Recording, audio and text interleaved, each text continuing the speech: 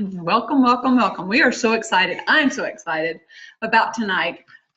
So you guys know we did a survey, or I sent out a survey in the last week, was it? Was it just this last week that I did this? Yep. Dang, it's been a week. Seems like a little bit longer. But yeah, so I sent out a survey, and we've had, I think it's right now we're up to about 175 people responding. And I know we had like 87 when I last checked it, people registering for tonight. So there will be people that you won't see in the panel. There'll be attendees. So anybody as an attendee or panelist, any of you can do this, you can chat in the chat box. Definitely if you have a comment to make. I will tell you, I do get behind on checking those. So if one of you panelists want to keep up with the chat and kind of interrupt when needed, that would be helpful for me. And then there's a Q&A if you want to add a question and feel like you need an answer for that, especially when we're talking about any of our topics tonight. That would be awesome. Or there's also a way to raise your hand. And I know Fred taught some of us how to do that last week. I don't have the raise hand option because, you know, I'm kind of hosting this webinar. But for some of you, you can hit the more button, like there's 3 dots and then the word more. You can hit the more button, and then when that box pops up, you may have a raise hand option. And I can't remember if that was Android or Apple. The other one is you can click on participants, and then there should be an option for you there to raise your hand if you would like. Okay? So either way, that is completely up to you. But if, you know, we just want you to be able to participate. Even if you're an attendee now and you feel like later on you do want to contribute and say something, just raise your hand or ask a question or put something in the chat box, whatever. I mean, I can still bring you in. So either way. Okay, so tonight, let me share with you my screen real quick. We're going to go to my PowerPoint first because we have a couple of things we want to cover real fast. It's not like a really long PowerPoint. It's just a few slides, but I really like showing this in the beginning just because, especially for anybody that's new, I want you to be able to see this. So I like setting some ground rules, if you will, boundaries, or whatever with this, just because I want to make sure we're all on the same page in our discussion. Tonight we're going to have a discussion of a lot of opinions and perspectives, and so this is going to be extremely important tonight. This is going to be a weekly thing where Sunday night at 7 Eastern time, we're going to come together and we're going to be talking about different things. I'm not planning to do a single parenting topic for just one webinar. I know I talked about doing that last week for tonight, but I realized that we're going to be needing to talk about that ongoing in different topics that we're talking about. So instead of devoting one webinar for that, so tonight we're actually going to be covering more the survey results and some of those questions from the surveys, and we're going to be discussing some of those. So any of the topics that we talk about throughout, few guidelines. One is we don't want any bashing of other people, whether you're on this call or your ex or leaders in the church or whatever. We want to keep this as positive as possible. And I'm okay with sharing negative experiences that, you know, that you learn from or whatever, and you want to share that experience, that's totally fine. We don't have a problem with that, but we want to keep the discussions to more generalities versus, say, personal issues that maybe need to go to a leader or maybe need to go to a therapist or something like that, if that makes any sense. I definitely want you, if you would, please just remain open-minded and respect other people's opinions.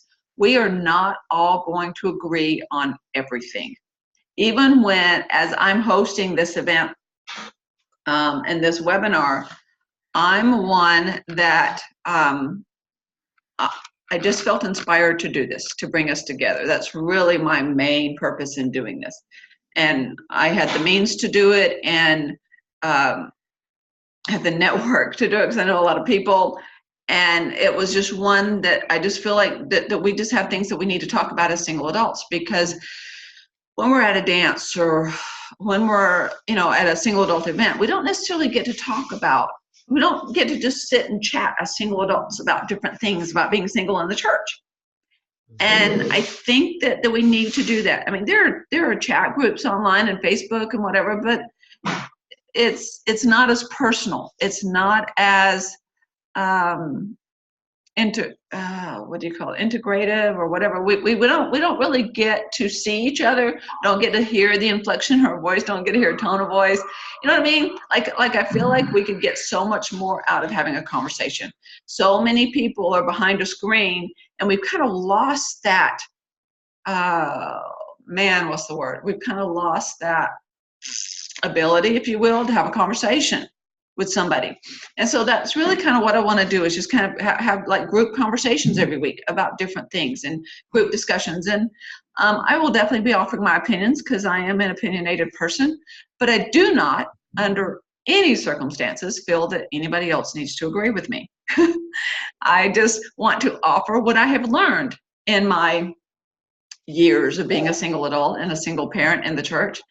And I feel like I've learned a lot, and I feel like one of my purposes of going through what I have gone through is to be able to help other people. And so that's really why I want to do this, is just to be able to offer help and support and encouragement and whatever for other people. Okay, so let's go back to the PowerPoint.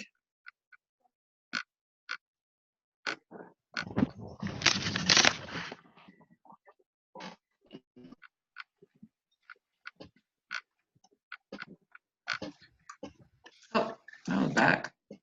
So tonight, again, I don't have a leader coming on to share a message, but hopefully soon we will. It's just this time doesn't always work for a lot of our stake leaders, because, you know, they have meetings a lot. But Linda, her last name starts with M, and I can't remember how to pronounce it. Monet, maybe, something like that. Sorry, Linda, if you're on, I apologize. But she sent this to me, and I thought this was just awesome to share with you guys.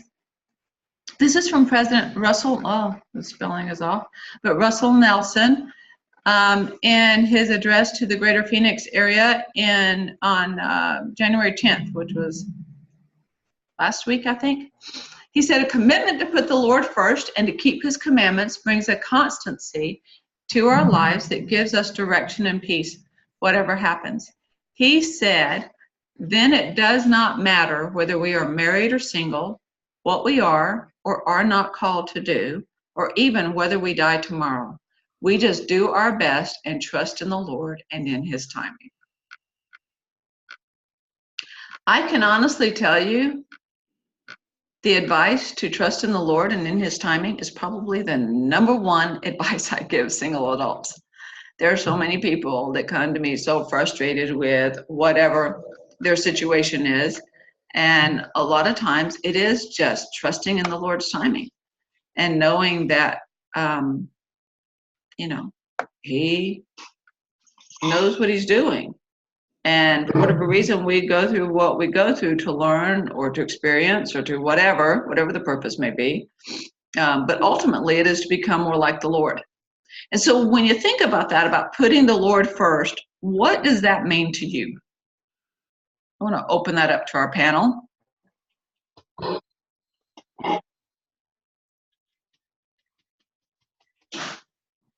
Anyone want to share their thoughts on that one? What does it mean to you to put the Lord first? Go ahead, Mary. Well, I'm lucky because I don't have anybody I don't have any family. I am pretty lucky that he's the only person I have around that I can put first, except for my beagle. But sometimes you get kind of forgetting that. I like that one talk where they were talking about you're in the service of God. Even when you're in the service of your church, even when that one talk at the conference, I can't remember who did that, but when you're in service of helping, when you're in service, you're always in service of God and not in the service of someone else, not in the service of your bishop, not in the service of your boss. And so I try to do that, and then that helps me keep track of it. But I still struggle with arguing in interpreting for Heavenly Father what He really means. So sometimes that gets really confusing. So, but it is hard to be waiting on them because sometimes you don't really understand what they mean, why they're having you go through certain things. I don't know if anybody else has that problem, but there's things that don't make any sense when you're trying to oblige. You know, the light is very, very limited beyond your foot, and so that's why I get really frustrated. I think I don't know if anybody else does, but. All right, so to the other panelists, what does it mean to you to put the Lord first? I think it's exactly what what President Nelson said in the quote, that we continue to try to do our best at whatever we do, and strive to keep the commandments, strive to stay close to the Lord, strive to do that in every aspect of our life. Okay. Anyone else? I love that. That's awesome. Fred, Peggy, Daniel, Tom, I think you had your hand raised, right? Where's Tom? Where'd he go? I don't know where he went. Oh, yeah, I know. Don, I know Tom had raised his hand before you, so I was thinking he would be coming in. All right, go ahead, Don. Oh, there he is. Yeah, I think it's really, it goes back to the purpose of life. We should always, I believe, keep that in our minds. You know, why am I here? What am I doing? Am I on the right track? And I believe that if we stay on the right track, then we're going to be very happy from an eternal point of view. My point of view always throughout life has always been eternal, even before I was a member of the church.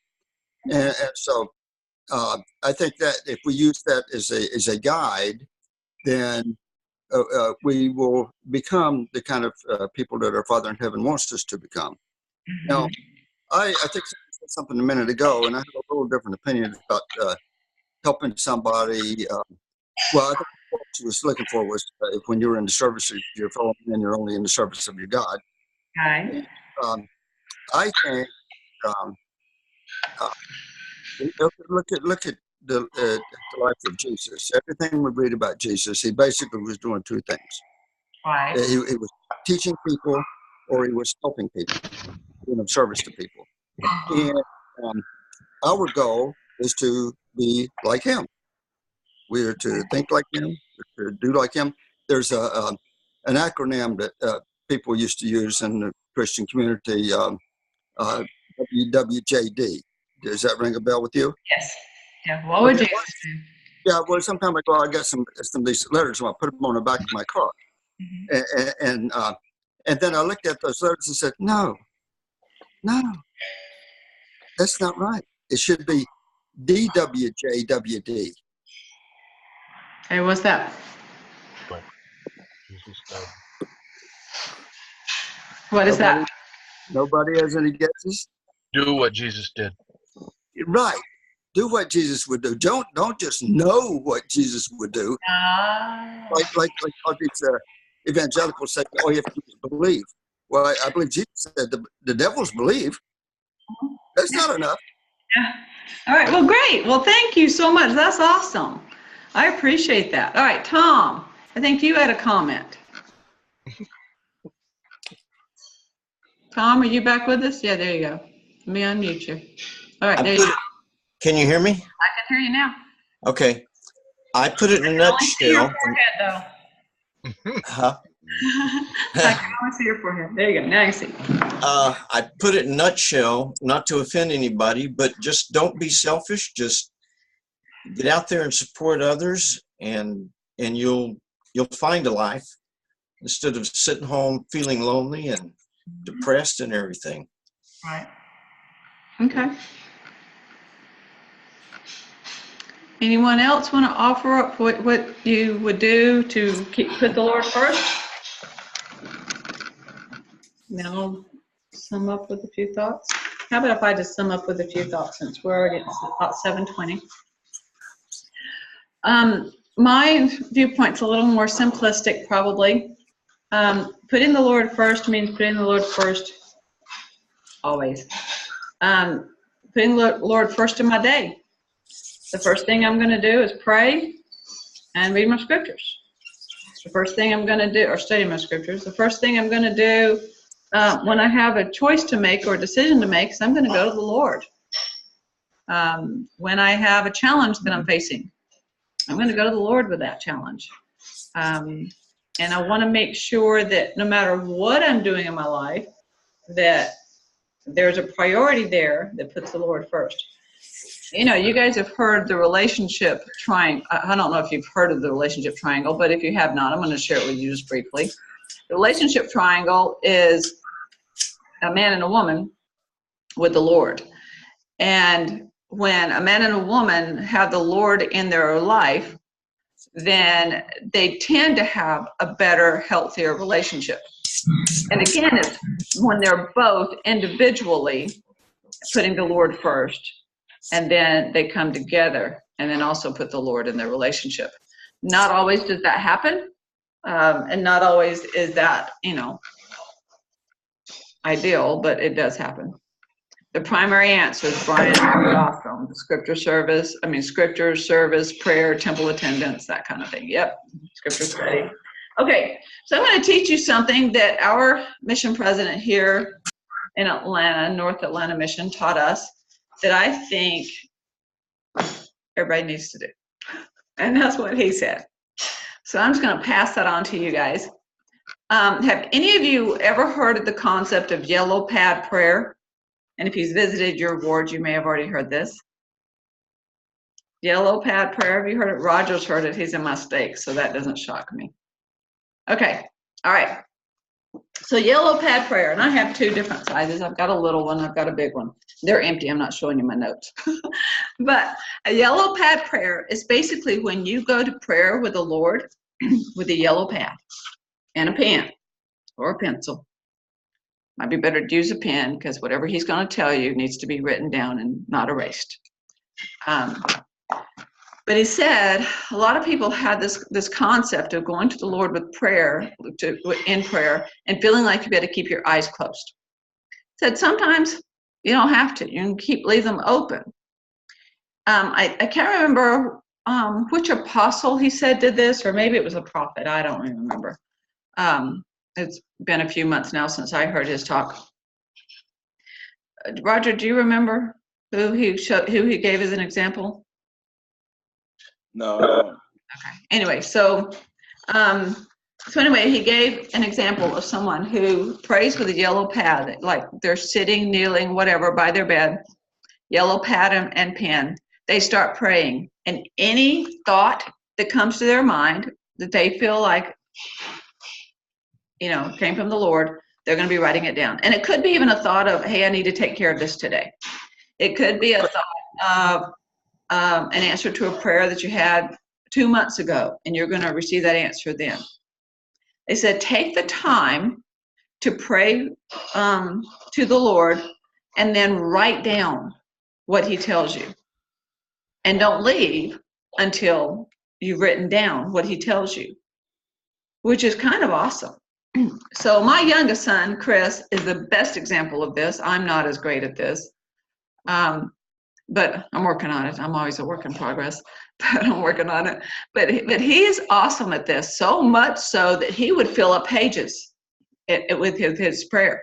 He would be like, Mom, I just received the inspiration of da-da-da-da-da, what to do. It was President Nelson. Thank you, Roger. So it was President Nelson that prays like this. Okay, so it's coming from the prophet. All right.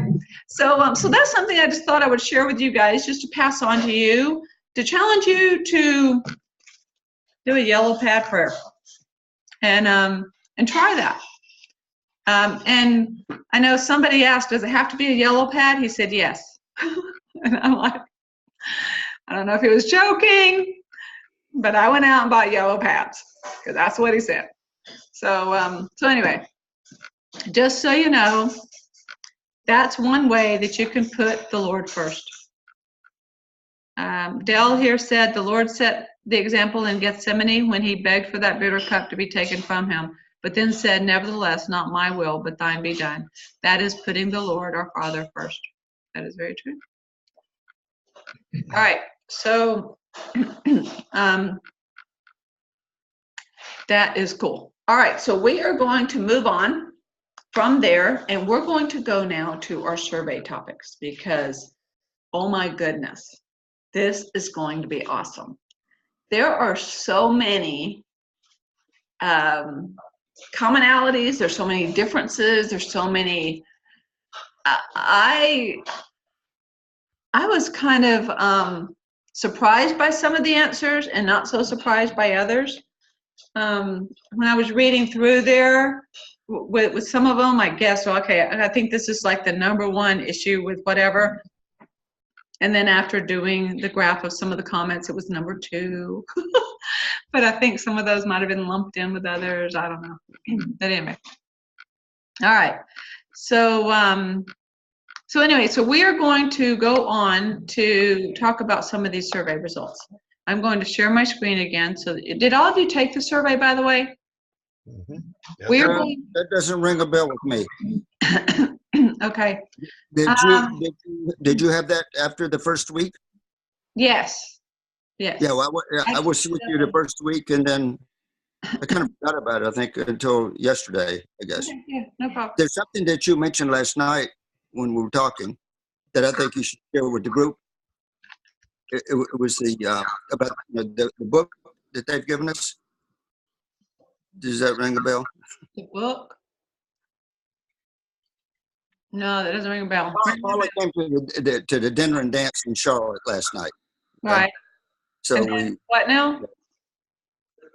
well, you were saying that that you felt like it was, like I'm always thinking that the single adults should have more activities with one another, and I thought you said something I thought that was absolutely brilliant.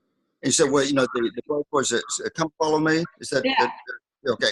Or that people would get together, maybe like on Sunday evening, or maybe they would have a potluck. Yeah. And then they would study that together. Right, and it doesn't even have to be that involved. Some of them, like I know we have a lady, I think she's in the, I can't remember which state she's in. I think she's in Powder Springs. Mary, you're in Powder Springs, right? Is Christine in your state? I don't know Christine, but I know there's a couple of us single adults that get together on Mondays as the FHE, and that's what we do. Okay, all right. So when they announced the Come Follow Me program in conference in August, that was actually the leader's suggestion. That did not come from me. So I just passed that on. So I think it was Elder Holland, when he was talking about it in conference, he actually said that, even single adults could come together after church to study the Come Follow Me manual. Now, Christine I always mispronounce her last name. Anyway, she's, I don't know I can't even remember which state she's in. Maybe it was, I don't know, I'm not even gonna guess. Anyway, so she is just a wonderful woman, and that's what she does on Sunday afternoons, is she brings people together and they study the Come Follow Me. And I don't know if they do it every Sunday, every other Sunday. I don't remember their schedule, but that's what they do. And I think on a ward level, for any of you that feel like my ward, my stake, my whatever doesn't do anything, that's what you can do to make a difference, to form a nucleus, if you will, a group of people. We don't want to call them a clique, but just bring together single adults and form a bond of friendship together, and study the Come Follow Me. So you can stay after church, after the 2-hour block, and do Come Follow Me. You could get together a couple hours later, maybe after you eat lunch or something, and do that, or maybe be in someone's home. However it works best for you and your ward. But that's just an awesome way of being able to bring everybody in your ward that is active or less active, anybody that wants to participate with you to study Come Follow Me. So then you're all ready for the Come Follow Me lessons, right? Okay. Oh, we get together on Sunday evening and have dinner and then watch your broadcast. Yeah, you could do that too. Yeah. All right. So, so anyway, so on Monday, like Mary was saying, getting together to do a home evening group. Do that. Whatever works for you, it's just getting people together. You do not have to have a calling to do that. You just don't. You could just say, hey, this is what I'm going to do. Maybe you feel inspired to do it. Maybe you just feel like it's something that needs to be done, and you're going to do that. Brian said those people who have homes that are comfortable inviting groups over should invite people non-church sponsored activities over for any kind of activity. I'm thinking about dinners, desserts, or just games once a month in our area. Yes, that's awesome. That's perfect. I think we talked about that some in our first webinar as well. That's awesome. I love that. Nobody has What's to the area? be able to do that. What was that? What's the area? What do you mean?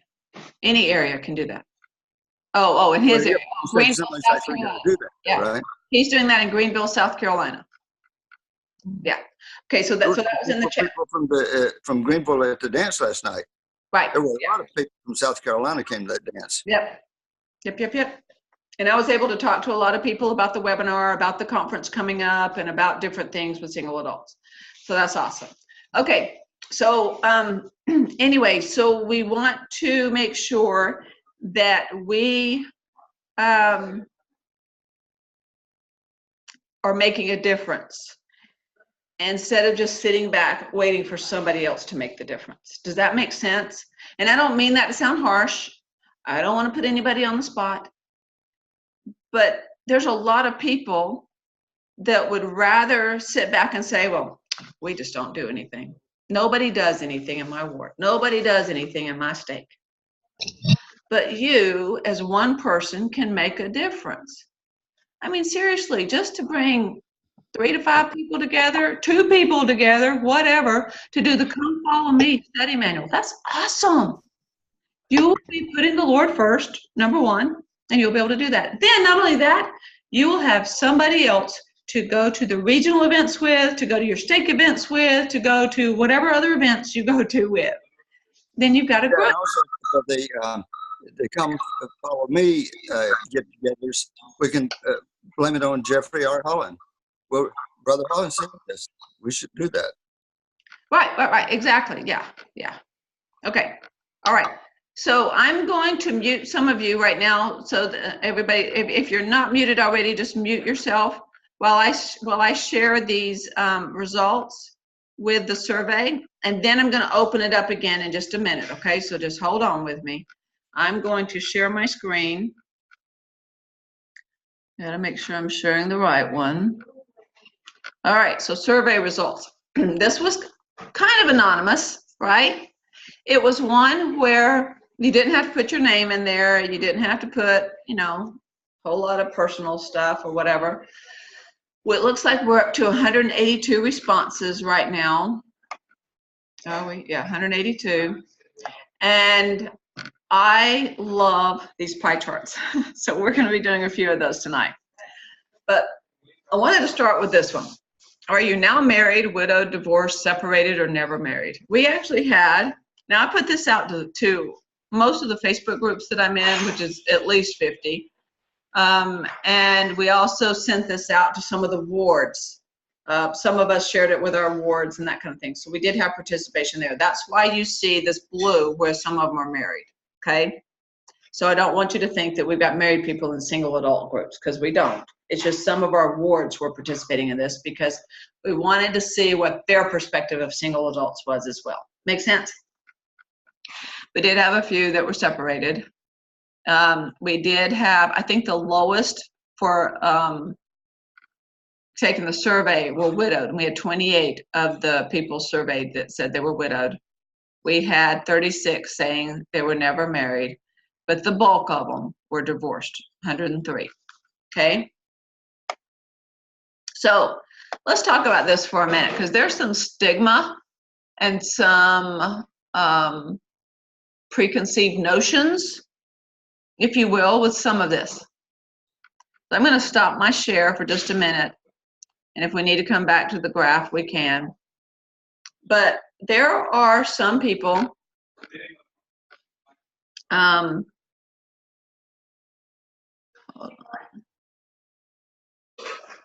that feel like, let's just say there are just different perceptions of some of that, okay? So I want to open it up to the panelists, and what we're just talking about, and I'd like, and Don, I don't want to put you on the spot here, but we've heard from you a lot, so I want to hear from some of the other panelists as well, okay? So I want to hear what your opinion, perspective, or whatever of people that say are never married. If they are never married and they're in the 30s, 40s, 50s, 60s, 70s, what's your perspective of them?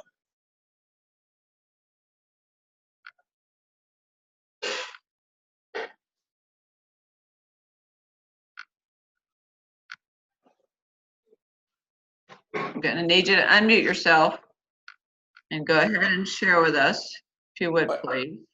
What kind of comment are you looking for, Paula? I'm not sure I quite understand. Okay, so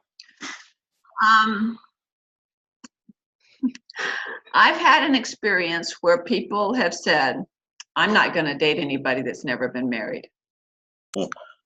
Okay.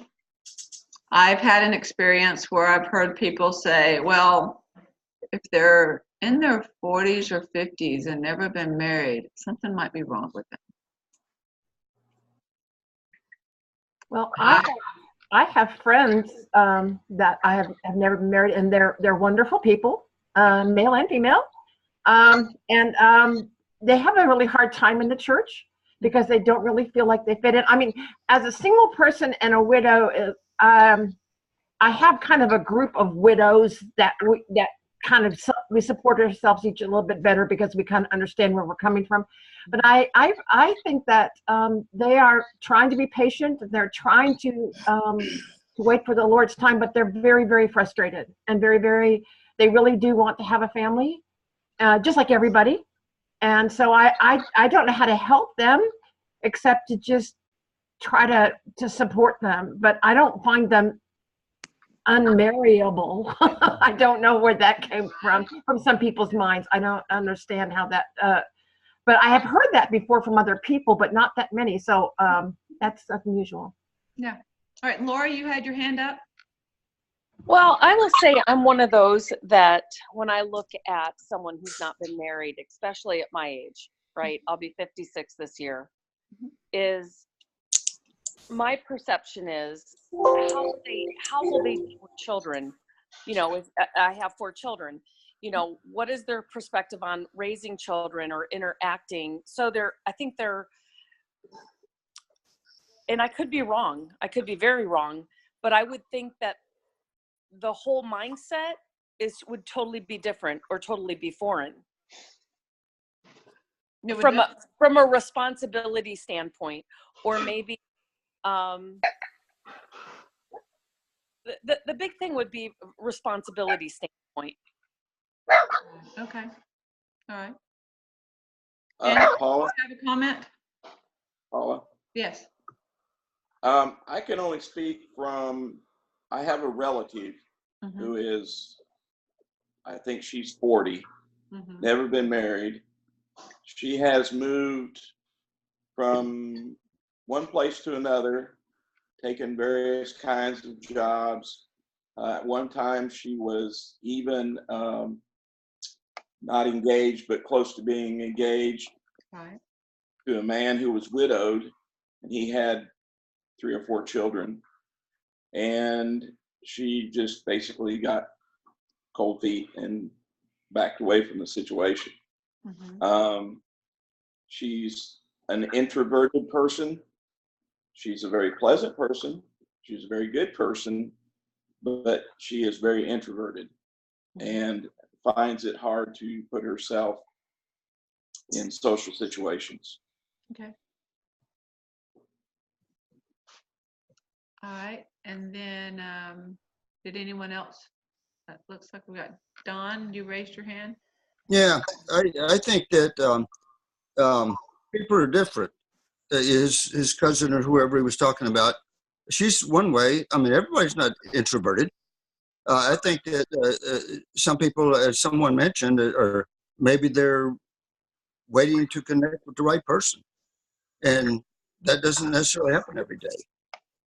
Yeah, so maybe they're waiting for the Lord's time, and I think you mentioned that early in this broadcast tonight, and I think that's a very good concept of grace, because I perceive from your comments that you feel like the Lord is a lot smarter than we are, and I know that is the case with me, and I have come to trust His judgment. From personal experience, I believe that the Lord is constantly looking out for me and protecting me, and so Okay, when Don, sometimes Don, we're times deviating from the topic here. We're situations talking about, we're deviating from the topic here. We want to stay on your perspective of and maybe your perceptions of. I don't think we should lump everybody in the same category, because people are different. Okay, and then Daniel, you raised your hand. Yes, I've met numerous single people that have never been married. It seems like some of them, and I don't like to categorize everybody into one, but some are a little bit afraid. We're going to talk about that in a minute. Yeah, some. I met a lady that I almost proposed to her, but she said she had a stupor of thought, and so I asked her mom and dad. She's 61. Why she never got married? My perception is maybe she didn't want to share her life completely. She was like, I think Roger was saying, maybe a little bit reserved or quiet, or didn't really want to open up her life to somebody different. All right. So my perspective of the 3 or 4 people that I've met, they're just a little bit, sometimes it seems like maybe just a little bit selfish. Okay, we won't. I don't want to give people labels, but Oh, I know, but that's okay. I can be selfish too. I mean, Yeah. but because I I don't like to be, but sometimes I can get into that mode. Yeah. And Well, we all can, I'm sure. Yeah. All right, and then Dale, hold on one second. I want to read a couple of comments here that people have written in, because I don't think that we can get them on the video here, and then you'll be next. Okay, I believe Dale here said, I believe that the women I want to find for an eternal companion will have found a way to have born children by age 35. Okay, if she hasn't had any children, then I would expect a story of her heartache about that. It's about her heart. A loving woman's heart wants to raise some children, or so I believe. Again, that's an opinion. Okay, and then Brian said, those people come from us as varied a background as the rest of us. Some of them are very content to be single. Those singles are not often as active in our groups, but we need them too. And then Wendy said fear has a lot to do with it. Okay, Lori, was it you that was talking? Well, just a couple things really quick. So just something with what you read. You know, as I mentioned last week, that you for the last several years have reached out to me to say, hey, come to this dance or come to dinner, or and because of the fact that I'm the only person in my family who's LDS, I don't have any single LDS friends that I go to dinner with or hang out with. So for me to walk into a singles activity is kind of overwhelming for me, right? Because my perception has always been that it's a dating group, a dating atmosphere, right? And so listening to your Sunday, these podcasts that we're doing, is I feel so much more comfortable in hearing various people speak, that it's a place to come and just hook up. It's a place to strengthen friendships and get to know more people, and support each other as single people, right? Right, yeah. And so that it becomes very, very comforting. And kind of like what Daniel was saying, thing is, for me, being widowed for 8 years, a little over 8 years, I think when you're single for so long, you become starting to be single for a longer period of time. You find not that you're totally comfortable with it, or not that, because I would love a companion, but I want, sometimes, if I've been single so long by myself and so used to doing things so differently, do I want to introduce, I have 2 teenagers that are still left at home. Does somebody really want to take that on? Or do I want to introduce that? Or so then I start telling myself, well, you know what? I just need to wait 3 or 4 more years when my kids are out of the house. And then, so that I'm not being selfish for myself, I'll wait till they're gone and then put myself out there. Right? So then I'll be really old and then no one will want me. So, it's just kind of a, there's so much to it. Right, yeah. It looks like Deneen is saying the ideal in the church is to marry and have a family. Not all of us will achieve that here. Thank you, Deneen. Okay, so I love your thoughts there, Lori, and some of that we are going to be talking about tonight.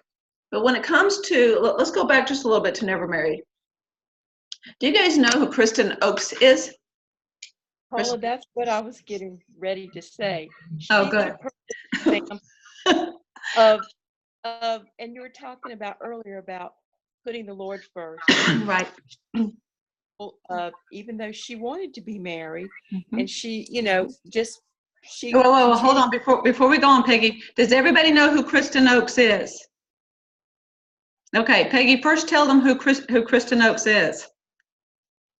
She's the wife of Elder Dallin H. Oakes. Oh, Apostles. The 12 apostles. Yeah. Okay, go ahead. But we actually had a singles activity, I think it was last year, where we showed that video where she talks about being single in the church. But she put the Lord first. She had all these desires that people that have never been married before, they want to have a family. Sometimes you're not in situations where you meet people who have never been married. She's more likely being out west. A lot of people are young people, they kind of go out west from this area and find their companions out there at school.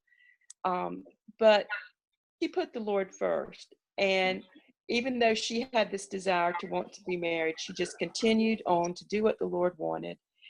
And the Lord blessed her. It wasn't her timing. This is the way I look at it. And that's true with all of us, single, widow, whatever. Now, for those of you that don't know, Kristen Oakes is Elder Dallin H. Oakes' second wife. He was never married until, I think she was 54. Is that right? Yeah, she was in her 50s, either way, when she married Elder Oakes. Now, I don't know if you guys know this or not, but President Nelson's wife now is also his second wife. Okay, so we have 2 members, either in the first presidency, right? Didn't Elder Oakes? I get them all straight. But anyway, that have been married twice. Quorum of the 12. Well, President Nelson's our prophet. So anyway, so we have, both of them have had that, but I love Kristen Oakes and her story because she remains so faithful to the church, and she has written a book. So for anybody who is never married or anybody that just wants to read the book, it's called A Single Voice by Kristen Oakes. And I would highly recommend that. Yes, President Ballard is also widowed. We've had a couple of apostles through the years. I remember Richard G. Scott was widowed since 86, I think, was when his beloved wife passed away, and he never did remarry. And he would talk about Jeannie so much in his talks. So we've had several that are, widowed or whatever. So anyway, so a single voice for the 20% of the people, or for anyone that wants to read this that have never been married. I highly, highly recommend that book. It will bring much comfort to the soul. I think in so many ways, there are pros and cons to being never married. The pros to me are you haven't had to deal with a lot of crap the rest of us have had to deal with. And I know I'm recorded and church event, I said crap, but that's okay. You haven't had to deal with it. I'm sorry. There are worse words I could use. I'm not going to. That's like the worst as it gets, as bad as it gets with me. But anyway, we've had a lot of stuff. And so you're at that point. Now, there's another woman. Her name is Christina. Can't remember her name. She's on Facebook. She does these video blogs. She's all out there. She's not a member of the church, but she's very open about her relationships with her children and parenting and whatever. And she's like, you don't have to be perfect. This is just the way it is. But her last name starts with a K. She was a single mom with 2 kids. And she had dated a man who had never been married. And she, like many, thought, who's going to want this, And so one night, and she tells the story in her video, so I'm not like breaking confidences or whatever. It's all over. Millions of people have seen this video. She said that in the middle of the night, it's like 2:00 in the morning, she was sick and throwing up. Her kids were sick and throwing up, and it was just a mess everywhere. And they had been dating a while, and they were seriously dating, right? And she called him up at 2:00 in the morning, and she said, do you really want this? Because if you do, you need to get over here right now. Sorry, I don't know why I'm emotional about this. Probably because, it's stirring up feelings I've had before. Anyway, so he came over. He got her all cleaned up and back to bed. He got the kids cleaned up and back to bed. And, everybody all good again. Went in and kissed her forehead. And he said, yes, I want all of this. Now, sorry, people. I can't call it allergies, can I? Anyway, so that is something that some people, and again, as far as I know, they're not members of the church, but that is something that I feel like some people who are never married could come in and kind of be a fresh whatever for somebody. Now, I've shared with you my personal story. I haven't gone in great detail, but I've been married multiple times. I've been married 3 times. And it's not like I'm going to wear that on a T-shirt, and it's nothing I'm super proud of. I did marry members of the church, but I married 3 men who had never been married. My first one, neither of us had been married. And then we had 2 kids. And then I married again, and to a man who's never been married. And we had a child together. And then my 3rd husband had never been married. He was a convert in the church, and I had 3 kids. And he said this is what he wanted. And we had 2 kids together. So there are pros and cons to that. There were pros and cons to those relationships. And I believe had they put the Lord first, I wouldn't be single. Had I been better about putting the Lord first, maybe I wouldn't be single. Maybe my choices would have been different. I don't know. I could go back and what if all day long. Any of us can. And it's not going to help any of us. So I wanted to talk about that because there's a stigma. There's so much stigma with people who are never married, especially if they're older. But quite honestly, that survey I put out, that didn't come from me. That came from, I think it was an LDS Living magazine. I think it was Fred Friday sent that to me. And all I did was copy those questions from them just to see what results I would get versus being surveyed out in Utah. And it was a little different. It was quite interesting to me. But yeah, so I want you to just think about that. And, you know, in the survey that they did in Utah, they said that, just going by the results, if each of the men and each of the women were to get married in that survey, there would still be about a third of the women still left unmarried. Because the majority of people that are active in the church that are single are women. And next week, we're talking about men in the church. So we'll get into that more later. And then we're also going to talk about women in the church at another time. But I just want to let you know that for now. So anyway, so there's a stigma too, though, with being widowed. There's a stigma, there's a perception, different perceptions of people who've been divorced, right? So, I mean, it can vary in just so many different ways. So, so what are your perceptions, or, you know, any ideas that you may have about the different labels, not labels, status of their relationship, like if it's divorced or widowed or whatever. Oh, I froze. Uh-oh, did I freeze? You're okay. Okay, all right, good. Yeah, sometimes, you know. All right. My internet could be unstable. Anyway, so when it comes to divorce, when it comes to, I know, I will just share, I'll just put this out there. And I know I've had men tell me through my years that, well, Paula, you've been married 3 times. I don't want to be the 4th. Literally, I've had men tell me that. They were members of the church.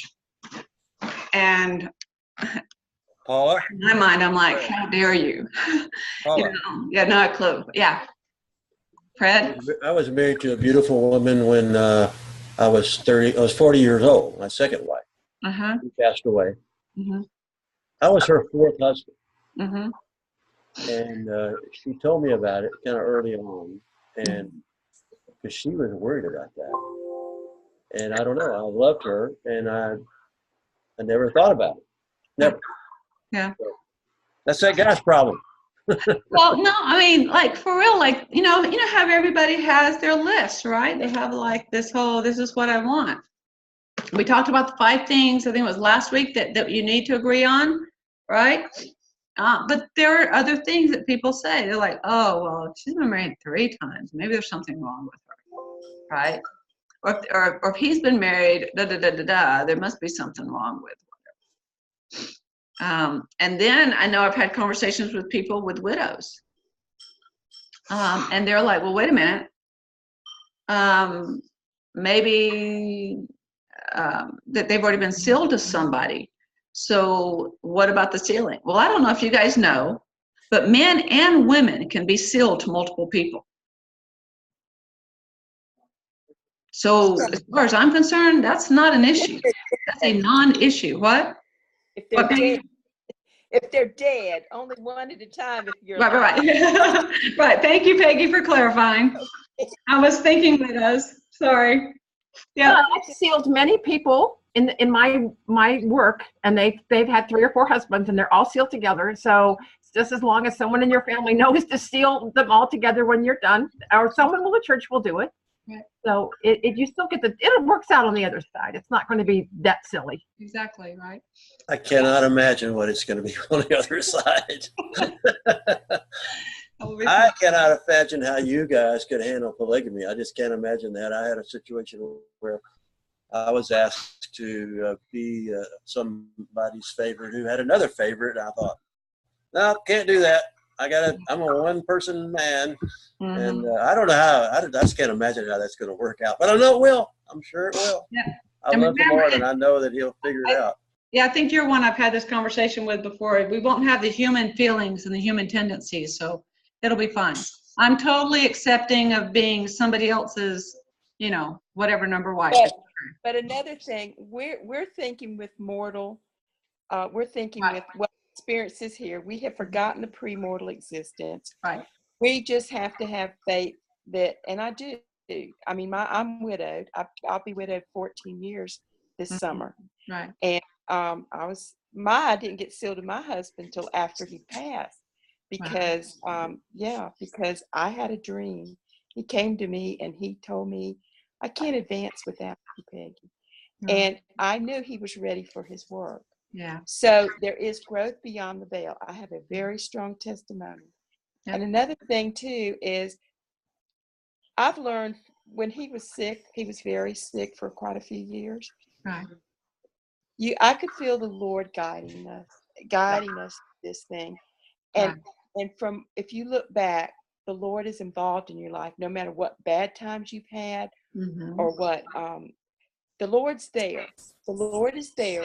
And what the experiences you go through, like you're able to help a lot of people, Paula, because what you've been through that gives them hope. So if we use our experiences to help other people, we have a lot of widows in my area.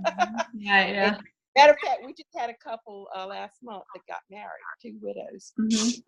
And she had been married. He'd been married twice before, and she'd been married about 4 times. And, but it seems to be working out. But that's where you keep coming back to me, as to if you put the Lord first, right, all the trials are made easier. Mm-hmm. You get more understanding as you go through these things. You look back in the past. And so it's important, whether you're married, widowed, divorced, to put the Lord first and have faith in him, because your life will be better, although it might not be perfect. But we can learn these mistakes and grow. Definitely. Well, I know, I've shared that I spent a few years in therapy after my last husband. And I've been in therapy off and on throughout my adult life, but definitely, very concentrated therapy after my last husband. And I realized that there was something about me that was attracting men who were abusers, addicts, or adulterers. There just was. And something in me was attracted to that. Now, I grew up it was a pretty hard home life growing up. So my father had those kind of tendencies, and I thought I was marrying men that did not have those tendencies. But I didn't.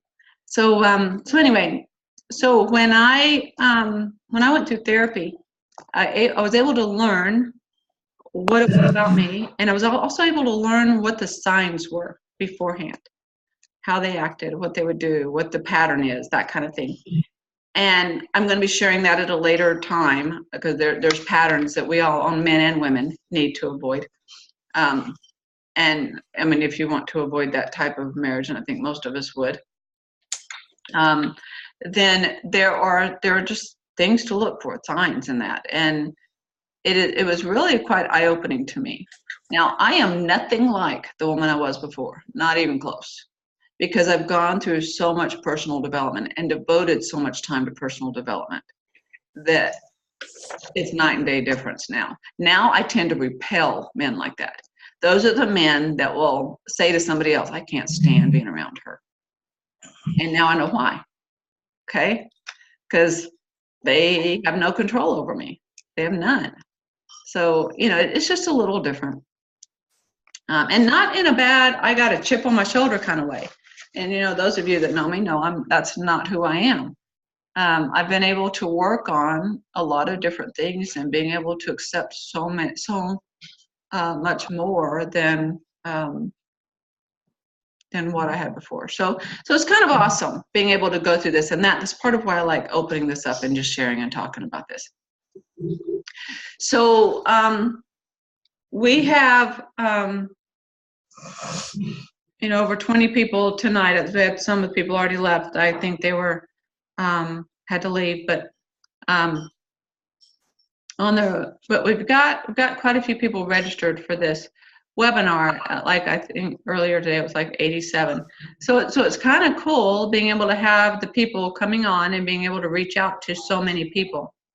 If you guys are okay with it, we're going to go just a little longer tonight, and we're going to talk just a little bit more. I think that was a conversation that we needed to have, because that was just,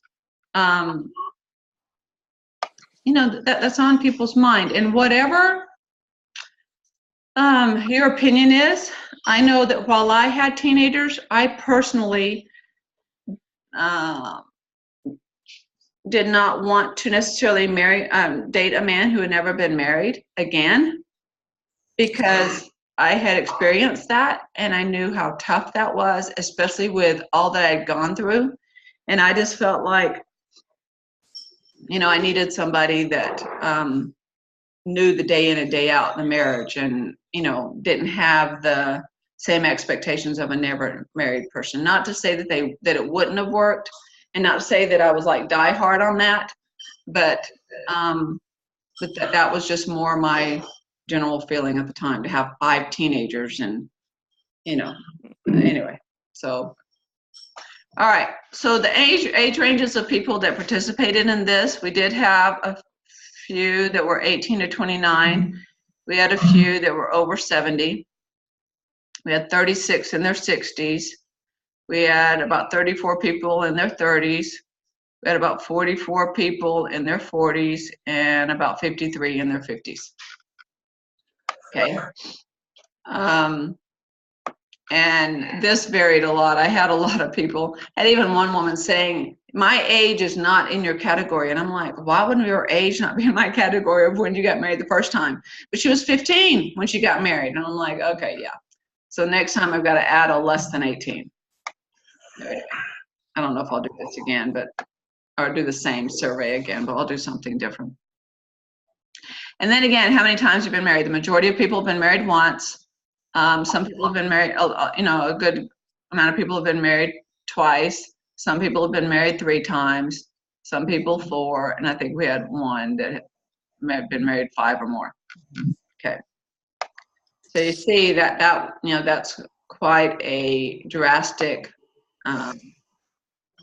difference there. Not, you know, not too drastic, but, you know, be expected. And then I love seeing this, because there are some people that had the attitude of, well, people just don't want to get married again. And that was more why I put this in here.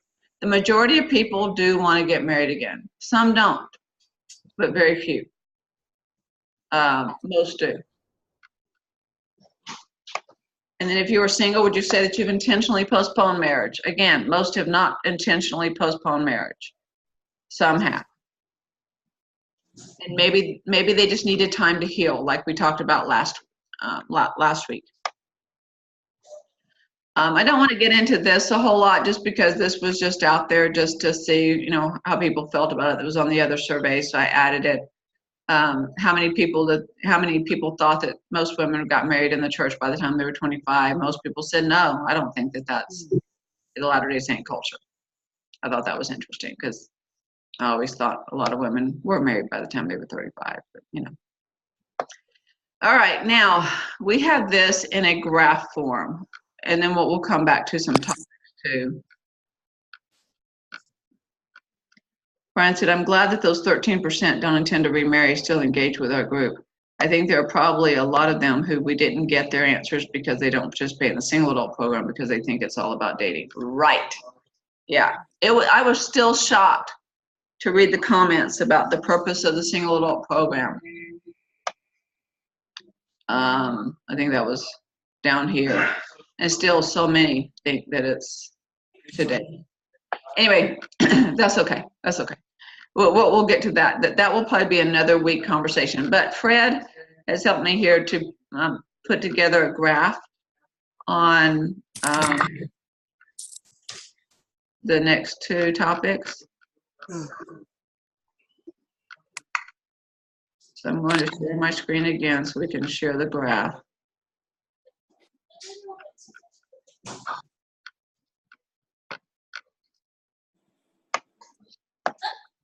So the question was,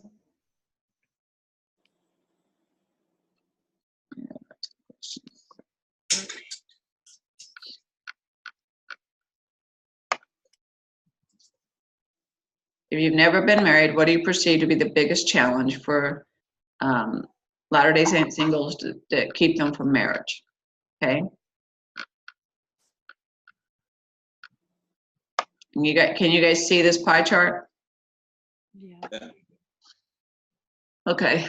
Paula, that is the one that shows all participants together. I know. Okay, sorry. Mm-hmm. Yeah, so this is not only the never married, but even those who've been previously married. Everybody together, okay?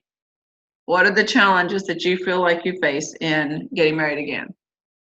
And I thought, in reading through comments, that fear would be number one, but instead it was just a close second. But availability. Now, Fred, when you did this, did you put the comments like finding the right one in this one? Yes. Okay. So, so availability may not necessarily be the issue with that one. It could just be the person didn't meet their list. Correct? Yes. Okay. All right. So availability, opportunity, what do you want to call that one? Fear is number two. Then we have quality. Now, explain quality, Fred. Quality referred to moral quality. People would mention the unworthy people, active people, members of the church. So it really referred to the moral quality of the available candidates. Okay. All right. And then the other category, oh, that was probably very vast in different comments, correct? Yes, that was when primarily people, with their answer would say, well, the other person, the other woman or other man, they're looking for perfection in the other ones. They can't find one good enough for themselves. This is a response to what men or women think the other gender is expecting. Like they want to marry somebody with a beautiful model woman, or marry a man with money. Yeah, I read some comments where people were saying, well, older men are dating women in their 20s, and men want a supermodel, or women are too picky, or women want unrealistic expectations, or are those what you're talking about there? Yes, that's what it is. All right, and what about this one where it says other? Well, that was just all the other categories that I couldn't figure out how to put in a category. Okay. No problem. That was probably a broader category for the never married group than it was for the Previously married? Yeah, you can see the percentage. By the way, the percentages on the never married are wrong. Oh. Well, maybe they're not. Never mind. Sorry. You're right. I was thinking that would represent the chart, but it doesn't. The charts are very different based on never married or married. Right. Or have previously married. Mm-hmm. All right, and then the single life category, what was that? That's where people are just happy being single and enjoying going to activities with no other intention other than having a nice time. And Okay. Like one of the sisters mentioned, you get comfortable where you are, and it's like, this is fine. I'm okay. It's not urgent that I find a mate. Right. Okay. And then what about the few activities? Is that where people are saying, well, there's nothing here? Yes, they'd say we need to have more activities. That's why I can't find another mate. Okay. And then money. This was primarily one or two comments where they said she wants somebody with money, otherwise she's going to walk away. Okay. The others was don't know. And then age. Oh, finding someone in my age range. I've heard that one a few times. Right? Something, Paula, that would be interesting is to know the age groups of people that feel you might have ages that tend to lean one way or the other more. So. Right, I know. Yeah, I talked with Fred about this, and I think what I might do next time is we're going to put a gender, because we didn't do man or woman, and we're also going to put the age and then try to differentiate that as well. So we'll see. Well, you do have the age group on there, but it's a pretty 10-year age group. I don't know if that's too broad, but age was only mentioned by one in the whole all the surveys. Yeah. You can see on the left side of your chart there the information that represents each category: the previously married and the never married, and of course the all. I can say the charts are very different between the all and the previously married. Right. So this was, let's see. This was the never married, right? That's a mess up. I didn't know why. Okay. Oh, okay. That's wrong too. Oh, I'm sorry. That's okay. Well, we got this one right, Fred. So we're all good. I got one of them right. You know, right? All It right. looks like that on my computer. That's all right. So yeah, so we've got like lack of trust here. We've got age, few activities. So so I found it interesting in talking to people and having conversations with people that fear is huge. And quite honestly, I think when I hear people say, I just need to find the right one. I don't know that finding the right one, and we all want to find technically the right one. We want to find somebody that's great for us, right? At least those that want to get married again do. But something I have learned through my life. Let me just share this with you. I don't have my whiteboard here. I'd show you that one. But if you can put on a piece of paper and just kind of put a column down, put over here, fear, and on the other side, put faith.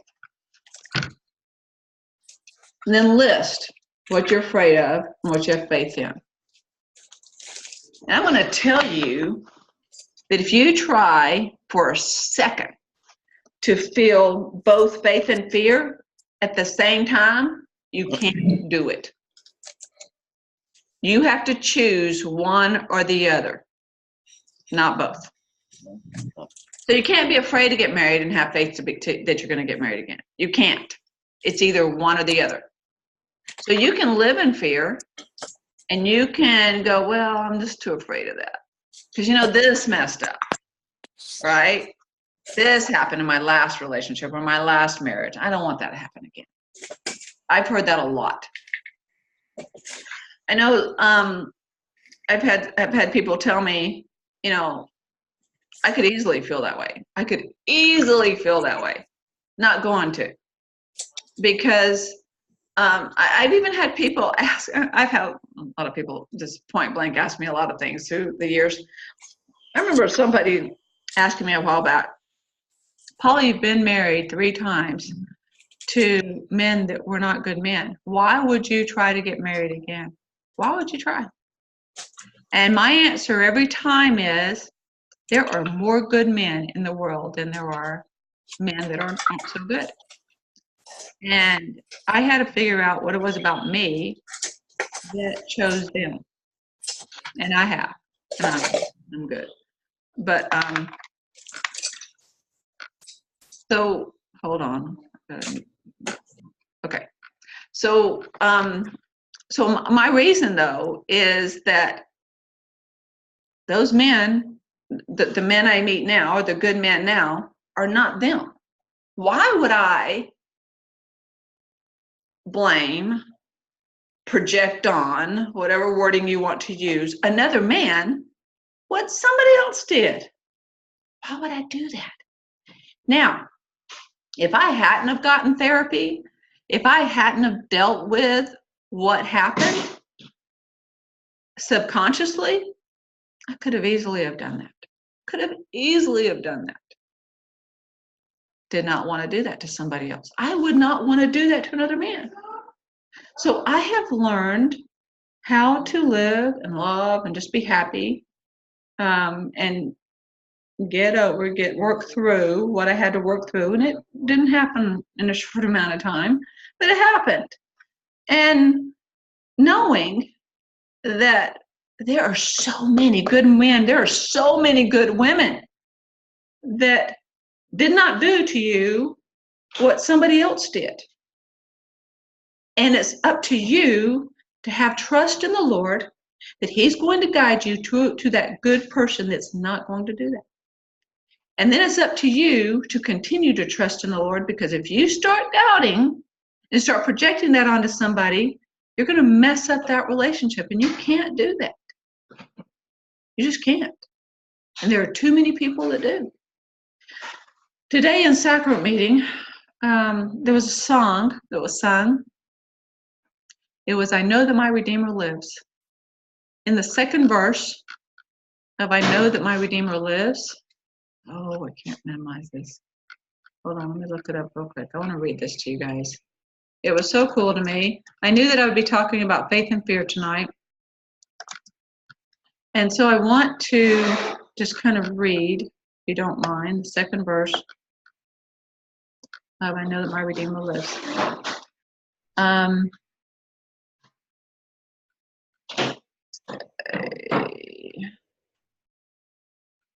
Well, let me see. It's just all combined here. So, "I know that my Redeemer lives. What comfort this sweet sentence gives. He lives, who once was dead. He lives, my ever-living head.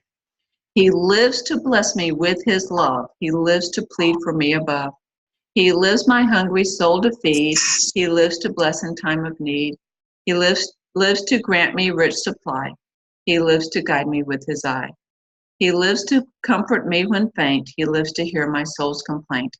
He lives to silence all my fears. He lives to wipe away my tears. He lives to calm my troubled heart. He lives all blessings to impart. He lives, my kind, wise, heavenly friend. He lives and loves me to the end. He lives, and while he lives, I'll sing. He lives, my prophet, priest, and king. He lives and grants me daily breath.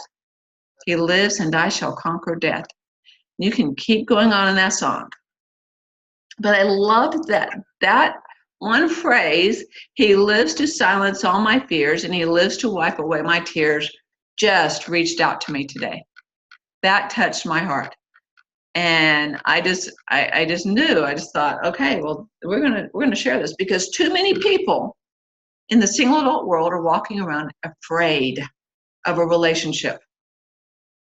And that's telling me, and I'm going to be opinionated here, that you're not trusting the Lord and his timing. You cannot feel fear and faith at the same time. It is not possible. Emma, they've got two people hands raised. Yeah. It's Peggy. Go ahead. But when you do find that person, because I'm sure that you will find that person, because of the experiences that you've had, just think of what kind of a joyous relationship and how marvelous a relationship that will be. I know, right? Yes, it will be. And that's what we have to take the trials and the hardships we've gone through. And like you said, you looked at yourself, and I'm not saying this is a perfect person that's got it all figured out, but I just know from experience that if we make it through trials, that because it's just like my husband, I know that he's grown on the other side of the veil, and I look forward to the one day when we'll be reunited, because I feel like he's had his growth, I'm having my growth, and that the two of us can have what the Lord intends for us. But we have to hang in and be strong. And anybody else, whether you're divorced, if you just take and try to be positive about what you've gone through, or widowed, or whatever, when those blessings come, and they will come, because the Lord has promised us, if we try to be on that covenant path, if we try to do what he wants us to, like you said, have faith and follow him, those blessings will be given to us. We are promised we will have all that the Father has. And so I think we just have to sometimes hold on to the joy of what's coming for us, and look at that. And so you'll be so prepared when you find that one that you'll just be so wonderful. That's my personal feeling. Thank you. All right, Roger, you had your hand up, and then I think- Lori, and then Don. I think some of the fear comes from, I mean, the graph shows, and we all pretty much know, there's a high percentage of divorce among people who try marriage. Mhm. And so I think a lot of people project that on themselves and they go, well, you know, the odds are against me. Right. So, Mhm. you know, that's their source of fear. Okay.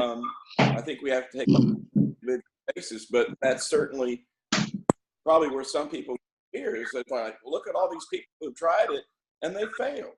Right. Do you know the percentage of divorce in the church?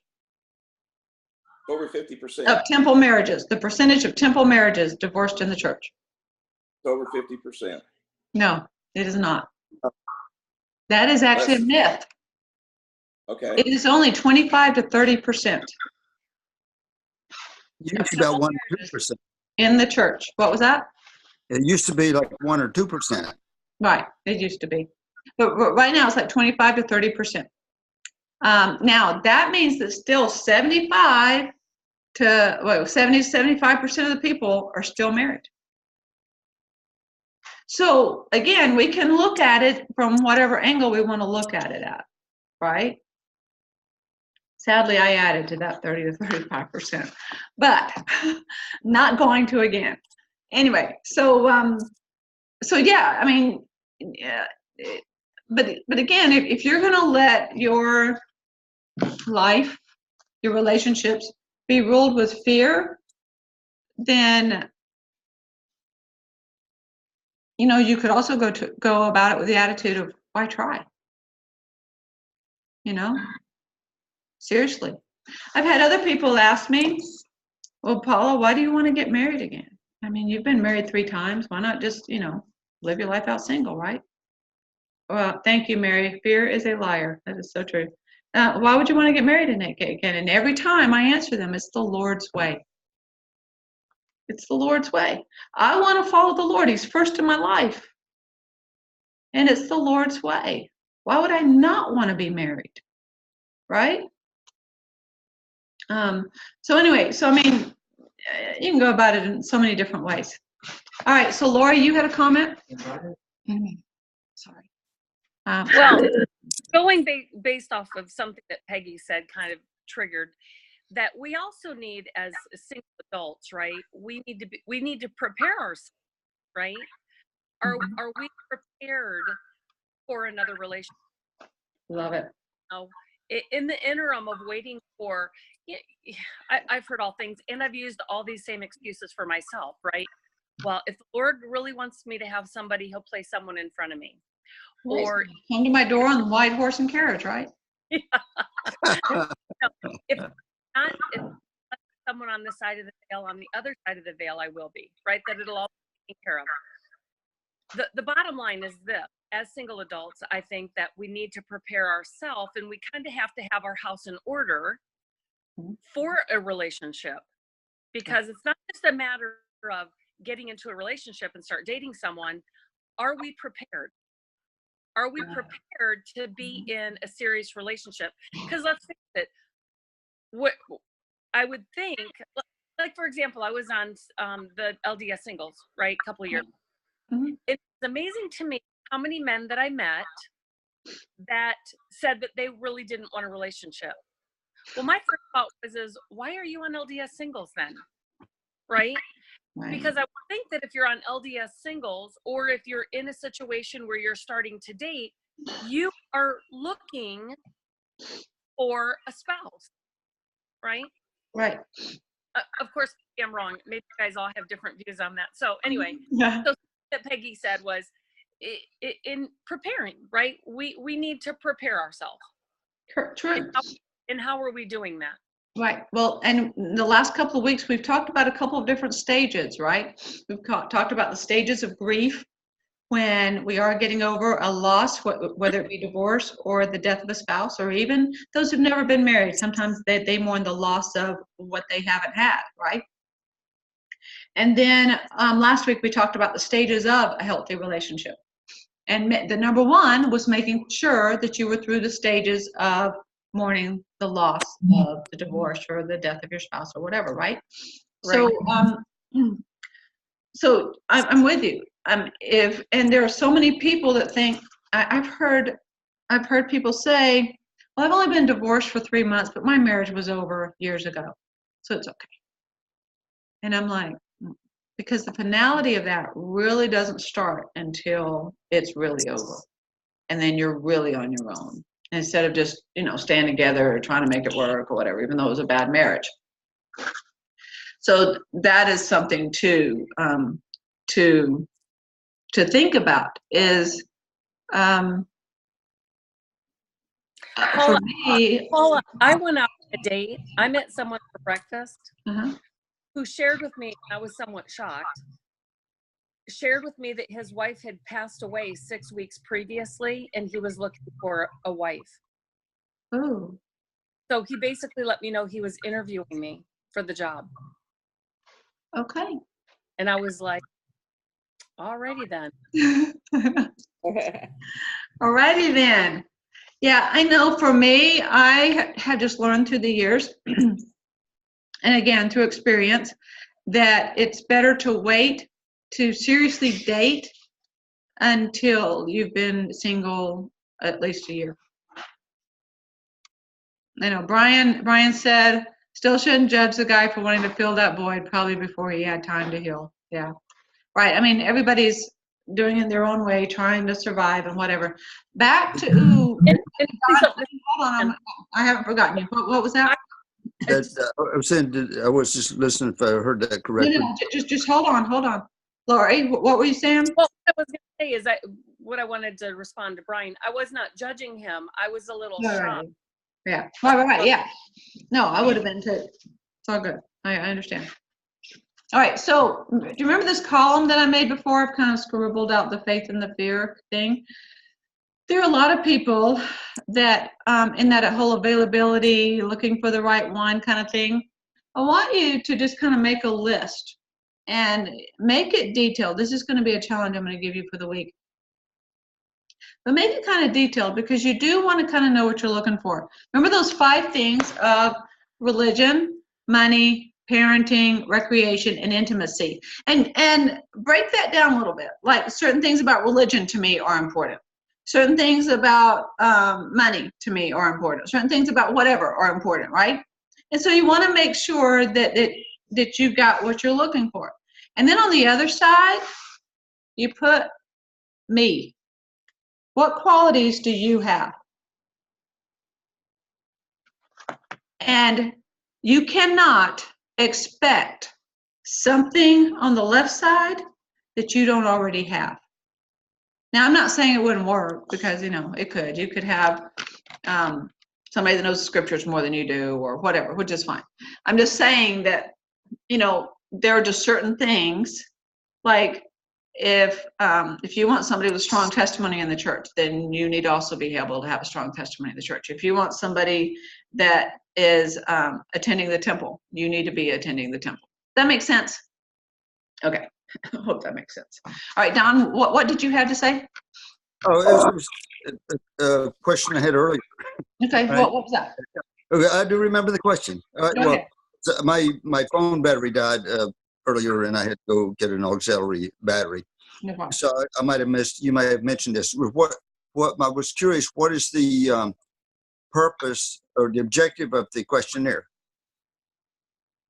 Just to see where everybody's at and what all your opinions are, and just to see where we're at. That's really it. Just for people to just share their insight and perspective. And it gave us insight on how to do the webinars a little bit and some things to discuss and talk about and clear up and go into a little bit more to discuss more. Because I think a lot of it, we just need to discuss some other things about that. Like, what are some challenges that you feel like you face in getting married again, if that is your goal?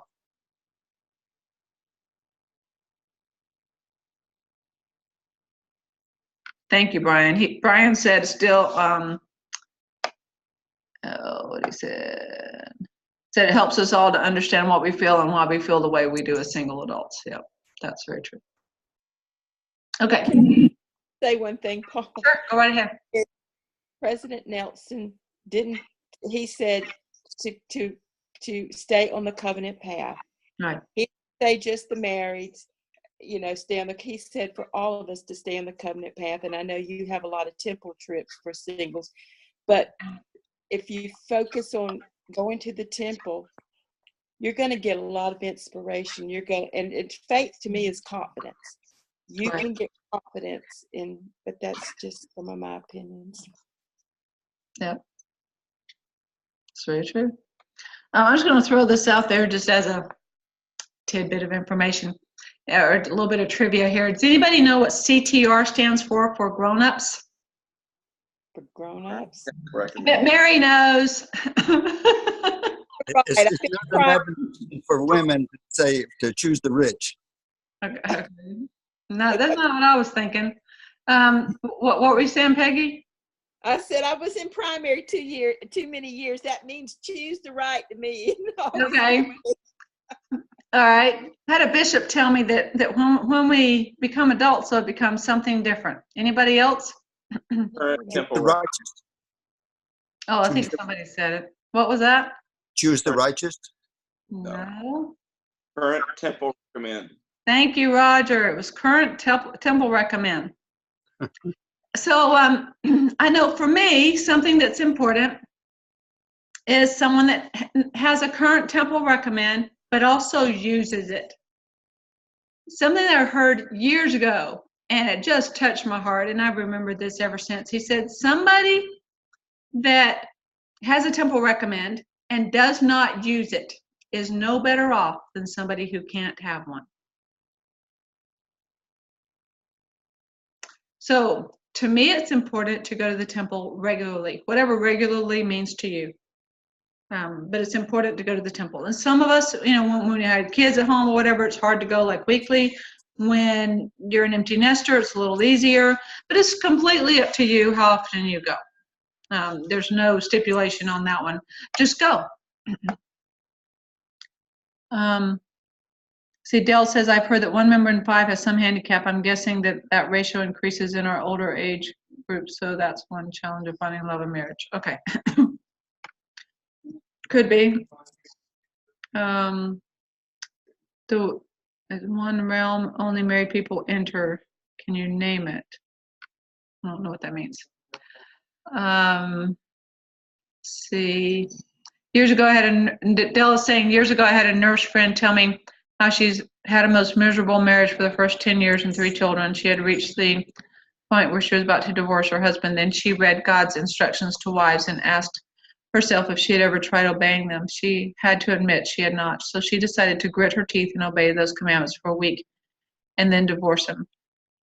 But the instant she stopped arguing with him over every little thing, she began to perceive that everything he did, from rising and going back to sleep at night, was to serve her. That perception made her feel loved, and feeling loved made her feel joy. In the last 2 years before she told me all this, she said, like heaven on earth. The point is that one can learn to find love and find the deep joy in a marriage, even when that one seems to be hell on earth. Okay. All right. Thanks, Dale. Temple is open tomorrow, by the way. Wendy May wants everybody to know. So, the Atlanta Temple, anyway.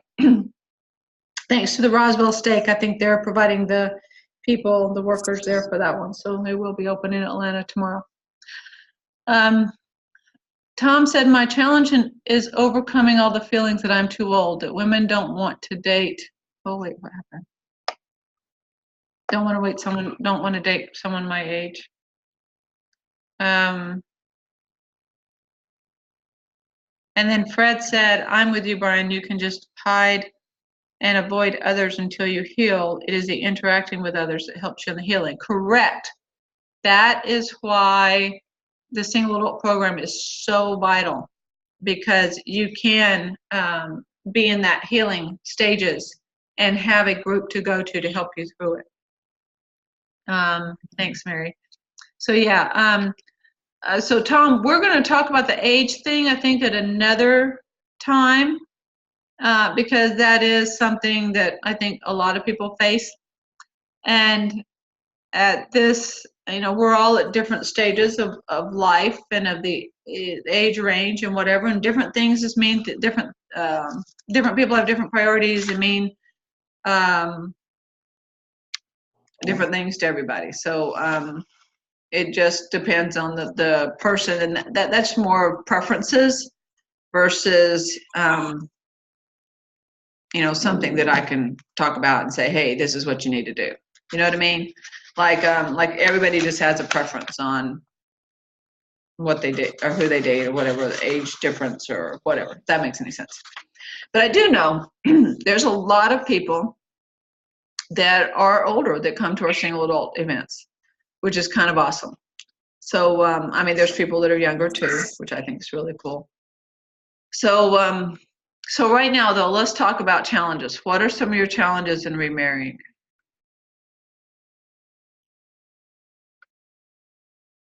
What do you feel like are yours? Do any of you feel the fear? I did early on, but I also felt a lot like Lori said. I think it was earlier. I think it was Lori. When I remember, when I was in all this mess of recovering from my divorce and I had 5 kids that were 7 to 15, I remember thinking, and I remember even saying out loud to many people, who in their right mind would want to come into this and take this on? Who in their right mind would do it? Well, nobody did.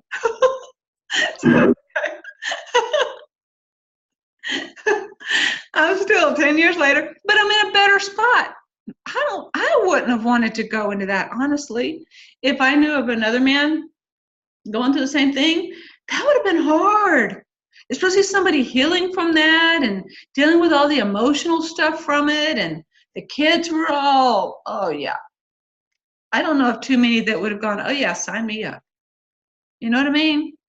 So I was in a much different situation than like Christina was with her kids that were throwing up. She had a different situation than what I had. And through the years, different things have happened, and I've had even different things with kids. I've had men tell me, you have a son with Asperger's. I don't do Asperger's. And that was their comment to me. I'm like, okay, well, everybody has their opinion. That's okay. That was their preference. And thankfully they let me know that early on, right? They didn't like drag this out and try to, make something that wasn't. Even though they had, met Matthew and knew how high functioning was, what didn't matter. It's just like, or even some of them didn't. They just assumed certain things. So yeah, I don't know. It's just different things. Brian says, having kids increases the level of complexity in finding and merging lives with another person, and oftentimes the availability without relocation is scarce. And that makes it even harder because those children have another parent, so the level of complexity can be very difficult. Correct. Oh, so true. I think that was a pro in my situation, is that I was the only parent. It was hard early on, but we adjusted, and I became the only parent. I didn't have to worry about another parent. I could do whatever I wanted to do, whenever I wanted to do it. I was solo. And there are pros to that. There are cons to that, but there's pros to that. I didn't have to worry about visitation and having to, make sure I live near him or whatever. There were way more cons because my kids grew up without a father in their life. And they have since realized the valuable role of a father. And my sons are now just bound and determined they're going to be the best husband and father they can be because of that, but, and had they had a father, I'm sure they would have still felt the same way. It's just, I think it was so funny. My youngest son, it was last year or two, came to me, he goes, Mom, because at first he thought he would tell me, I don't need a dad. I'm good. We're good like we are, Mom. We don't need that. But, he had experienced some, let's just say, unpleasantness from his father. And so he didn't want that again. He just thought, men were that way. And I had to try to teach him, not all men are this way. And I remember him telling me, he goes, Mom, now I get what you're saying about what I missed out on by not having a father, because I think I'd have been better at this. And I think I'd been better at that and whatever. He's not a sports person at all. Poor kid, he tried so hard. But it just is not in his nature. There was Jeremy. it was like, you know, he could have a ball in his hand and he could do anything, right? Like he was like, it just was a gift. It was natural for him. But some people just don't have it naturally. And that kid did not have it naturally. And his thing was music. That was his love. So and we got that way. But anyway, it was interesting to me, his concept. And if you ever get a chance to hear his testimony about becoming a husband and a father, it is, I always tear up. Other people do too, but it's very touching, because he was the one that at 7 was like, I don't need a dad, I'm good, you know. And now he's like, everybody needs a dad. I'm like, yep, everybody needs a dad, right? We'll talk about that more next week, but it is something though, when you do kind of have that mindset of who's going to want this, but then being able to kind of parent different ways. There's pros and cons to it all. Sorry, I know I went off on a big tangent on that one. Anyway, all right. Part of my problem is that I just have, I have so much work to do. I mean, I work full time, and it's just getting time enough to socialize. I mean, I've got so much to do, and so sometimes you say, boy, I wish I had someone to just share something that went well with, but you don't even have that. You just keep, I mean, my beagle is very happy for me, but in general, I think part of it is just time, and just when you're, and I think, and I don't even have kids. So I don't know how you do it when you have 4 or 5 people depending on you as well to get things done. And then you have to take care of yourself and your other responsibilities. It's really hard. Yeah. Well, I just had to juggle different things. I just had to schedule it out. And there were things that I just didn't do.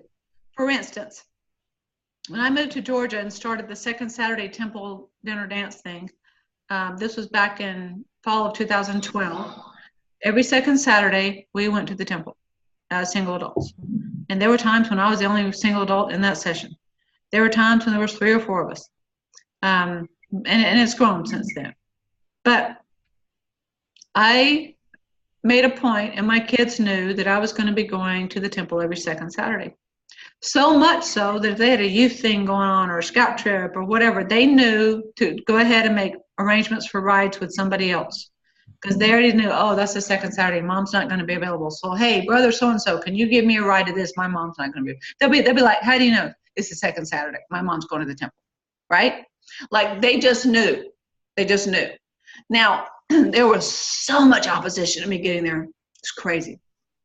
I remember one Saturday morning. I will never forget this. Well, actually, let me share 2 experiences. I was living in Commerce at the time, and we lived in a house where the driveway kind of went down to the garage, and we had a 5-speed Nissan Maxima. I missed that car. I was trying to get rid of my minivan, and just was not happening. Anyway, so my daughter had driven it and left it in neutral at the top of the driveway and didn't put on the emergency brake.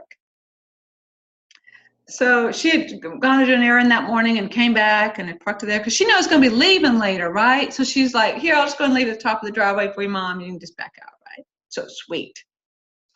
But a little bit later, we heard a crash. And I'm like, what the heck? And we go out, and the car had come down at my garage door.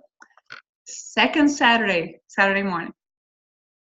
Do you know where I was at 3 o'clock? I was at the temple.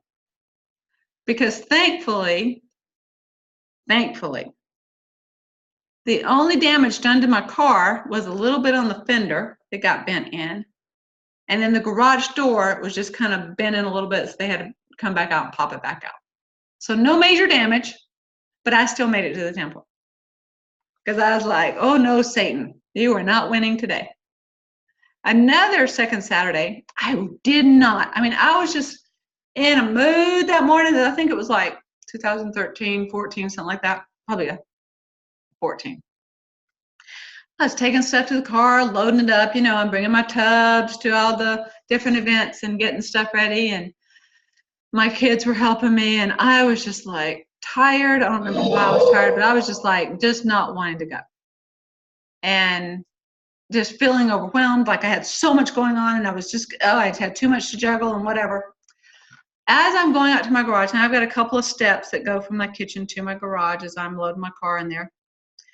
I don't know how it happened. To this day, I can't figure it out. But somehow my big toe went up under my foot. And like I tripped, lost my balance, something fell. That was the most pain I think my feet have ever been in my life. I just cried. It was horrible. And but I was still at the temple at 3:00 with my foot bandaged up, and I can't remember if we had an extra set of crutches or what.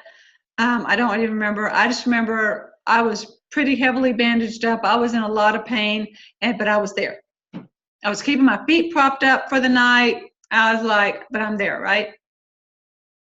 Went to the doctor on Monday. I'd broken that big toe in 2 places. But I was at the temple. Okay. When my kids were younger and I was still living in Charlotte, I went to a single adult something event. I don't remember what I was at on a Saturday. And I remember Sunday, one of my kids, I think it was one of my younger kids, came up and asked me, he said, Mom, are you going to be going back to any of those singles things? And I said, yeah, probably. Why? He goes, good. And I was just kind of chuckled. I said, why? You want to get rid of me? You know, because they got a few hours without me there telling them what to do and what they could watch TV or whatever, right? So he said, no, you come back so much happier and you seem less stressed. And I thought, wow, this little kid is noticing something that I didn't even pick up on, you know, and he realized that just me going away for a little bit to get away from being called mom and get away from all the responsibilities and the weight of the world that I felt like I was carrying, it was something, you know, being able to do that. So so I really feel like the single adult program is so incredibly necessary in so many ways, and we're going to talk about the purpose of that another time. Don, you have your hand up? No. Oh, okay. All right. So anyway, so that is some of the thoughts for today. But if I know that time can be a challenge for a lot of people. I know that fear, if we allow it, can be a challenge for people. I know that our mindset, our attitude, our perception, quite honestly, can be a challenge.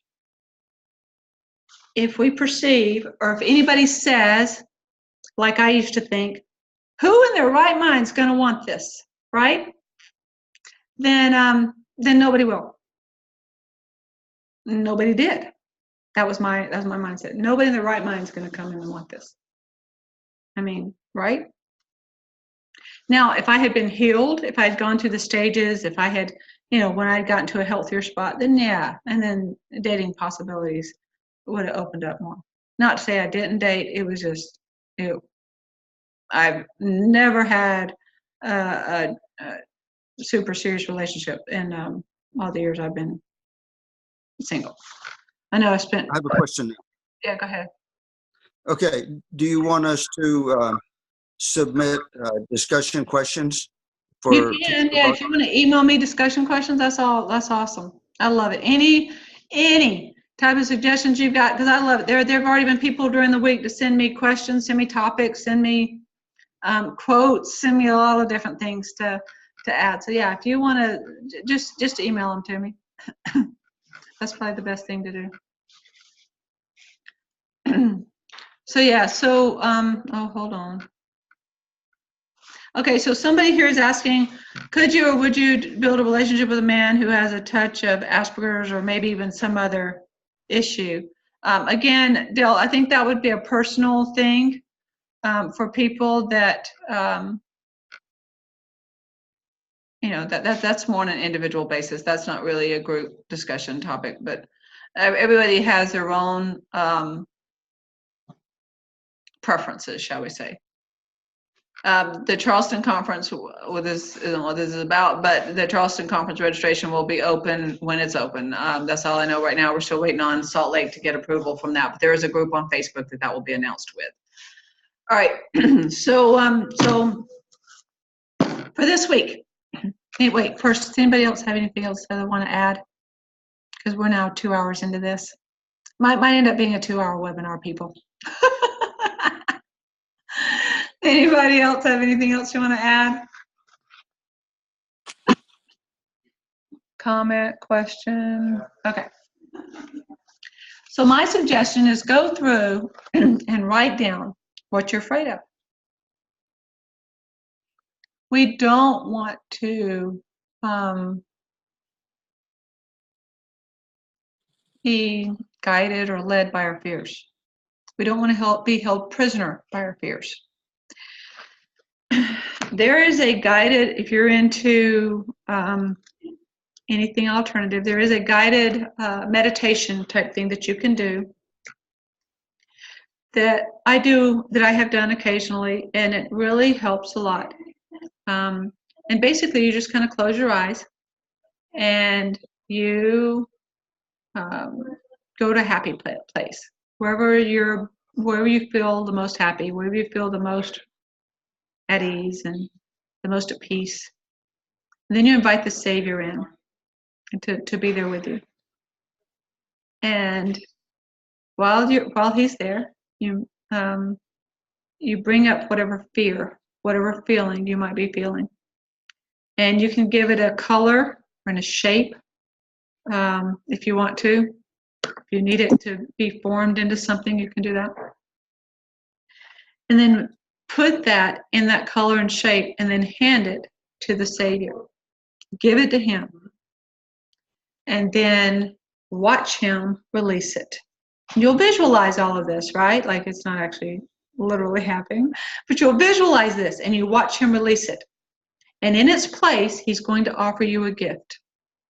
What that gift is, you can visualize. And that can help a lot. Just knowing that you can give him those fears. He'll take them on. And that gift you get back can be the faith to keep going, to keep putting your putting your feet one step in front of the other, right? Like you're just going to keep moving forward. Don't look back. Don't be like Lot's wife and think, oh yeah, but no, that's in the past. It's gone. Okay? Now that's easy to say, and it's not so easy to do. It takes time. But remember that when we look forward with faith, good things will happen and the Lord's going to bless us. Okay? So the longer list will be your list of faith. And then also you want to go through, and I would really challenge you to list out some expectations you have in a future relationship if you are intending to date or to get married. What is it that you're looking for? And then on the other side, write your qualities.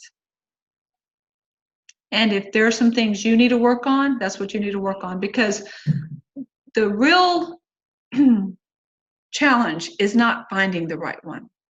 It is being the right one.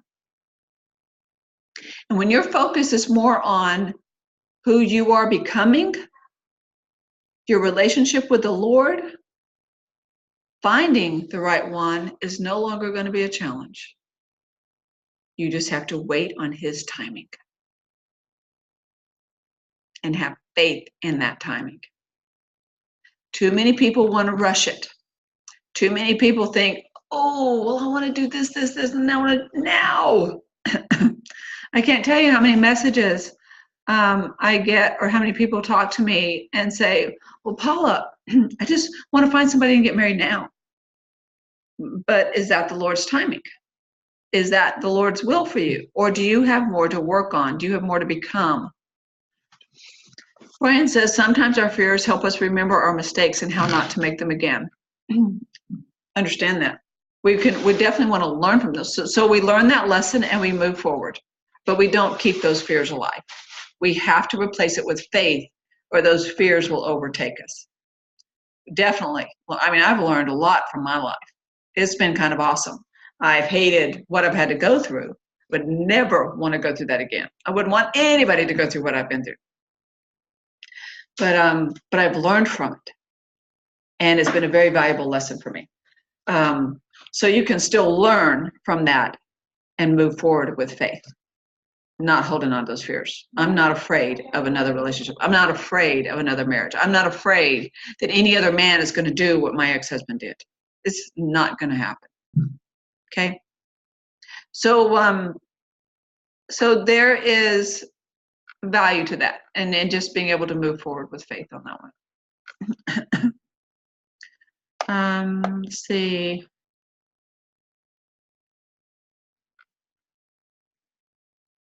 So Dale, you were in the Q&A instead of the chat box.